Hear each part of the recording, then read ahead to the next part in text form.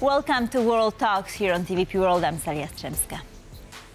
As we celebrate Catholic Easter here in Poland, a time of renewal and hope, millions of Orthodox Christians, including many Ukrainian refugees, are preparing to mark their Easter a week later. To explore these traditions and the challenges Ukrainians face at this time, I'm joined by Father Grzegorz Draus, a priest working with Ukrainian refugees in Lubin. Good evening, delighted to have you with us. Good evening to all who listen and watch us. So let's start on a positive note, as Easter is a joyous holiday. Why is it so special for Christians, more so than Christmas, for instance? It is a basic feast. From this feast was born another feast, like, for example, Christmas, because the basis of our faith is act of Jesus Christ, his death and resurrection, and giving us new life in Christ and church. It is basically for us. So now, what are the key differences in the way Easter is celebrated by Roman Catholic and Orthodox Christians? Orthodox Christians, all time, all ages, saved their night celebration from Saturday till Sunday morning. It is renewed among Catholics, not for all, but a lot of more and more. Catholics participate in celebration all night, and it was saved all ages in Orthodox Christian, and it is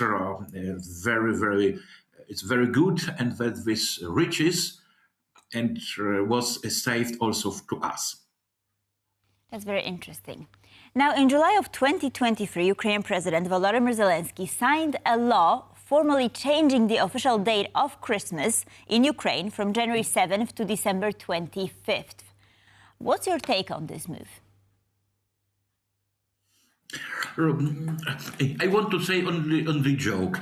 When I was so many years in Ukraine, I was very glad that my Orthodox and Greek Catholic friends celebrate the 7th of January, because I was able, after my celebration, to visit them in their and graduated them and share joy of Christmas in another time. We called in our Ukrainian Ramadan from December till January. This feast was very, very long. Yes, but it is like a joke. But I understand the position of this Ukrainian who wanted to celebrate in unity of all Christians. I understand them. But that law applied only to Christmas, right? Not to Easter. Isn't that surprising, though, that it only applies to one holiday? Yes, it is. It will be because of dating of Christmas, as of dating of Easter, is very, very complicated and very, very detailed established. I understand that it would be very difficult to establish the only date, the same date for all Christians. Now, in Ukraine, some Christians from Ukrainian Orthodox Church celebrate Christmas according to old style, and I fear that establishing, but some churches Easter, the date together with Catholics will make divide inside of Orthodox, and it is a little problem. The problem is that we have a total and good unity among Christians of Eastern traditions. They are too divided and difficult to make joint decision. So how has the relationship, if it did, of course, between different Christian denominations in Ukraine changed since the start of the war?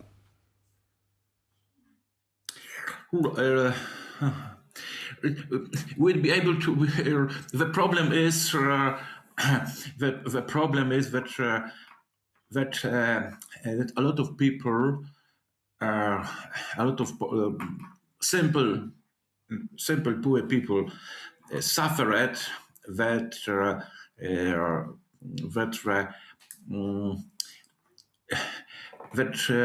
denominations of some churches are changing, not according in their will. And it is the situation is with Kiev Wawra, that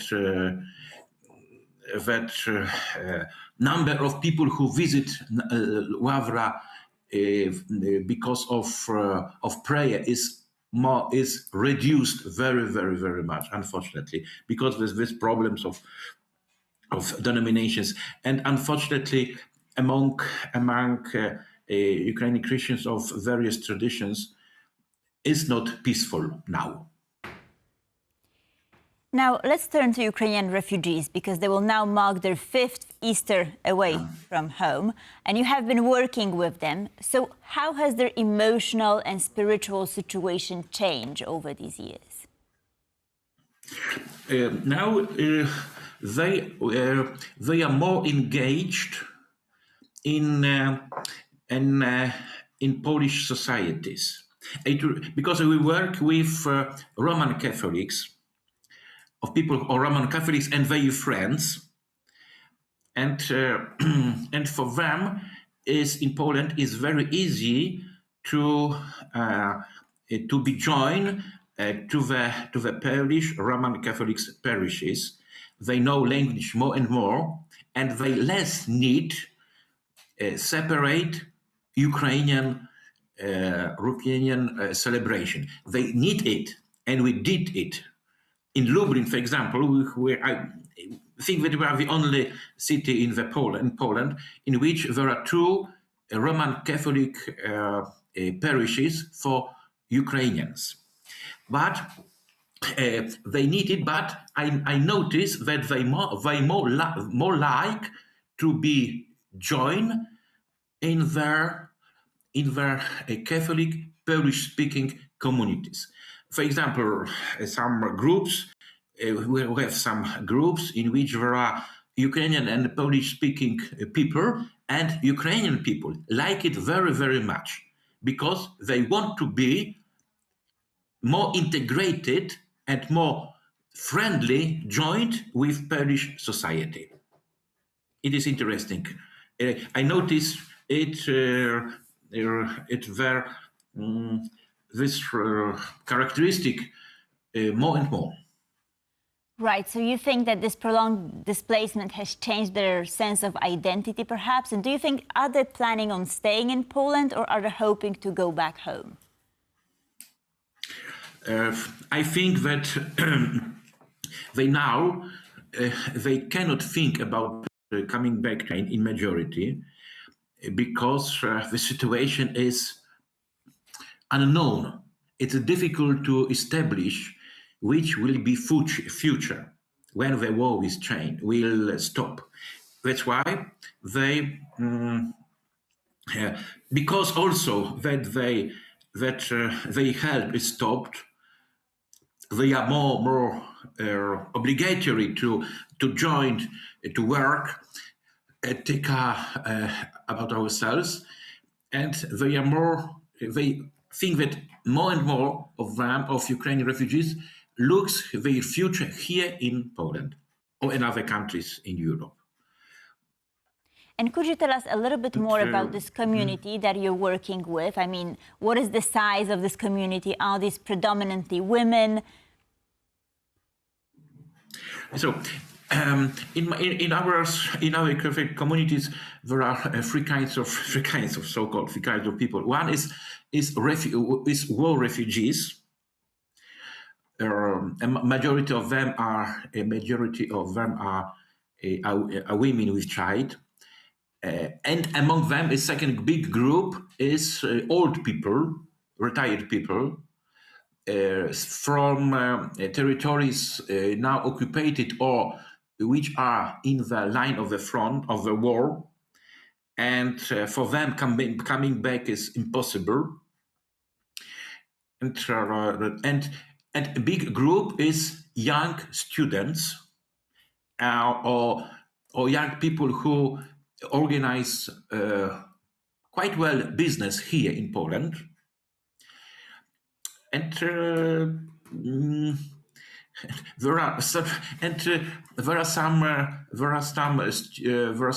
universities, some academies in which majority of courses, some courses, for example, logistic in one private. Today I talk with student of one private academy in his course all are Ukrainian people. And this group is interesting because they are young people. They will. Some of them are preparing to matrimony. They will found families. They will have children, and will live here. And they are open to Polish society and to Polish language. They save their language, save their culture, and together with big opening to Polish society, culture, language, and so on. And before we go, one last question. What steps could religious leaders take to help them integrate into the Polish society, perhaps, in your opinion? By doing what is our aim and features. It means proclaiming gospel, good Christian education, helping them growing in faith, and when people will have faith, they will love others, accept others, and be good citizen of all societies. Father, also, we'd like to come back to Ukraine when it will be possible. Father Grzegorz Draus, priest of Roman Catholic Ukrainian refugees in Lubin, thank you so very much for joining us, and happy Easter to you. Thank you. Good Easter for everyone. Thank you very much. And thank you for watching World Talks. Please stay tuned for more here on TVP World.